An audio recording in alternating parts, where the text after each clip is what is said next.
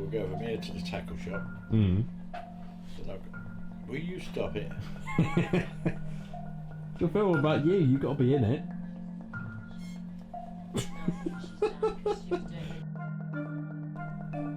This is the story of me and my granddad, Graham Carey. I'm the one in the wheelbarrow. That's me, age 2, and it's one of the earliest memories I have of my life. Ever since I was a kid, I've been told stories. Stories, mainly in part, about my granddad's wild adventures and exotic places he's been to. His life has always fascinated me, but I've never actually felt like I've known him. So I decided to find out how much of these stories were true. What follows is what happened when I spent a week living with my granddad, trying to find out more about his life.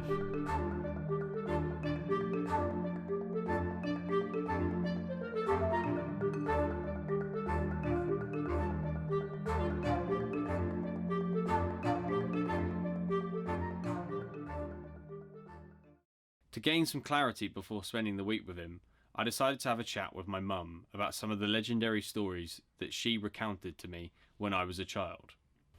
I'm Melanie Howard and I'm 47 years old and I am the daughter of Graham Carey.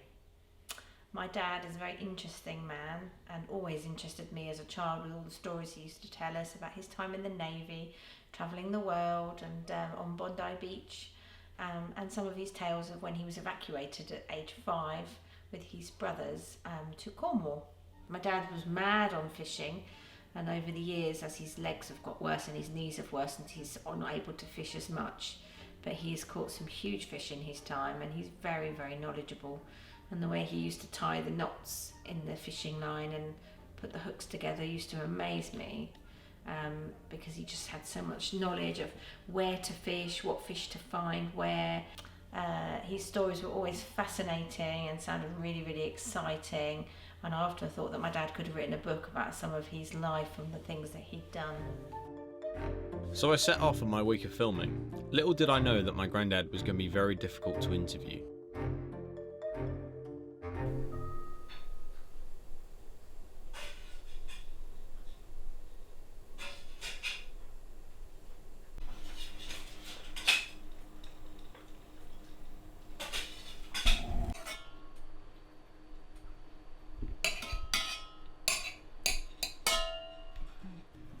Got a little bit for her. There's some going over there. Okay.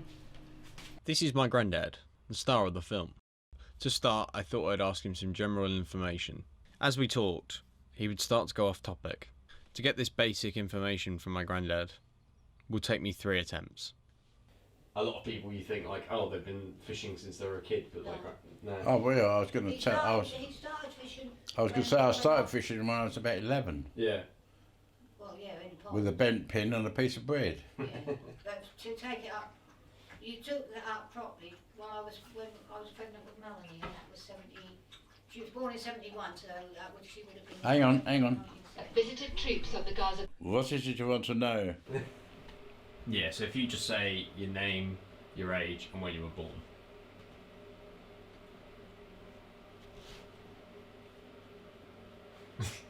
Yes. Yes. What's your name? Alice.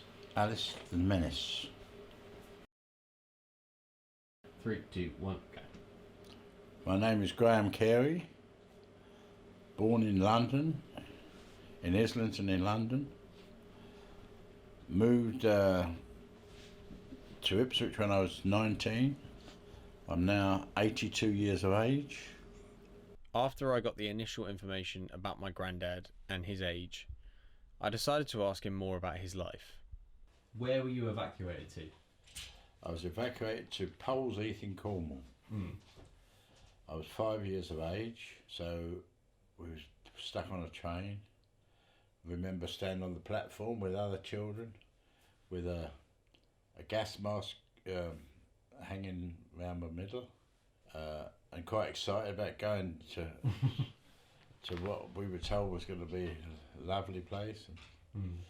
And we were put on the train, and that was it. It was 5 years, and I was evacuated to a small children's home in Cornwall, in Polesheath. and very nice area. Yeah. Would you say that you enjoyed a bit of it, or? I didn't really enjoy it. No. Yeah, I can imagine. One of the stories that my mum told me when I was a kid was that whilst my granddad was in the Navy, he was sailing through the middle of the sea when a massive tidal wave hit his boat, and he was the only one left to steer it. At 17, I decided to join the Merchant Navy. I had to have some experience before I could join the unit, so I joined a pleasure boat called the Royal Daffodil, sailing from Tower Bridge over to Calais daily. Then I went to Tilbury, joined the Union, then went to sea, deep sea on passenger line, a cruise, Mediterranean cruise, and then I did a couple of other trips, but one trip I went ashore, got drunk, watched my ship sail out the harbour, thinking it was funny, but it turned out not to be so funny. Was arrested in Tasmania for no reason at all. There was a bit of a purge on some of the youngsters they were having trouble with in Australia. They called them bodges and widges, which was equivalent to the Teddy Boys in London. And I was put in jail for the night, released the next morning. Whilst asking him about his life in the Navy, he told me one story that I had no idea about. I also did a trip on a tramp ship going down the west coast of Africa. Once again, sort of lived it up, went ashore. We were anchored in a lagoon and decided to take one of the boats and row ashore. We finished up sitting round a bonfire with a load of natives singing, and I don't know what they were passing round, but it was quite strong. Silly really, but young and not a lot of sense. My granddad's always been a keen gardener. For as long as I can remember, he's had allotments or he's been building greenhouses. When I arrived and I asked him what he was doing with his garden now, he took me straight outside, showed me everything and told me exactly what was going on. That is going to be my potting shed, and all the tools are going in there. That shed's going. This greenhouse, I'm just starting to. I'm going to make this half the size. So this end's coming off because it's too big.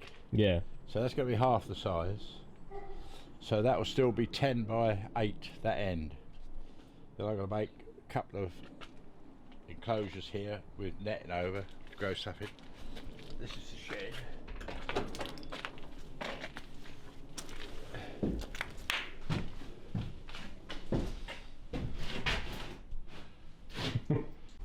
But you got to remember, I did all this myself.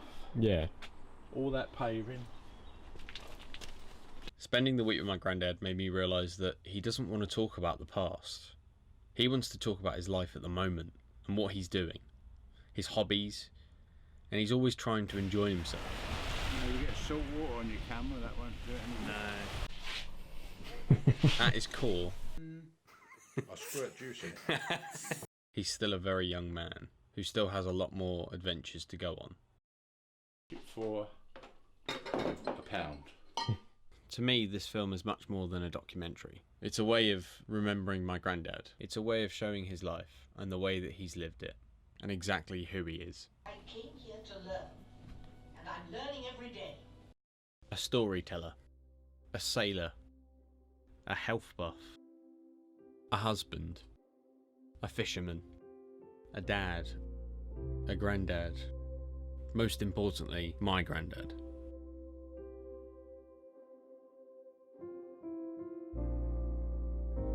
Was when I was swimming on Bondi Beach, and I thought there was some quite nice waves, and they started blowing whistles and waving flags on the beach, and I thought, well, I think it was a warning that sharks had been seen. So I swam like hell for the beach, and I'm swimming almost to exhaustion. And then I looked up, and there's a chap standing up alongside me, saying, "You all right, mate?" So I could have just stood up and walked ashore. So that created a bit of a laugh with people. But it was very frightening. I didn't want to be eaten by a shark. So there you are. Any other stories about Australia?